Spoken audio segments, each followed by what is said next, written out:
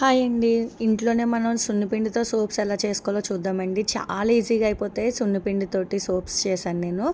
ఈ సున్నిపిండి వీడియో వచ్చేసి నేను ఆల్రెడీ వీడియో పోస్ట్ చేశానండి. ఒకసారి వెళ్ళి చూడండి. కావాలంటే వీడియో కింద లింక్ ఇస్తాను.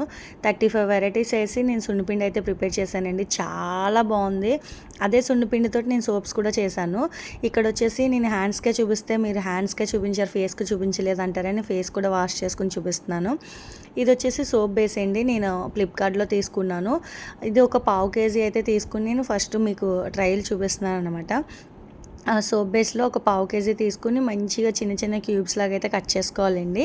వీటిని డబుల్ బాయిలర్ మెథడ్లో బాగా కరిగించుకోవాలి. ఇది ఫస్ట్ ఒక గిన్నెలో అంటే ఒక కడాయిలో వాటర్ వేసుకుని అది బాగా మరిగిన తర్వాత అందులో ఇది సోప్ బేస్ కూడా వేసి బాగా బాయిల్ చేసుకుంటే అది మంచిగా మెల్ట్ అయిపోతుందండి. దాంట్లో మన సున్నిపిండి యాడ్ చేసుకోవాలి.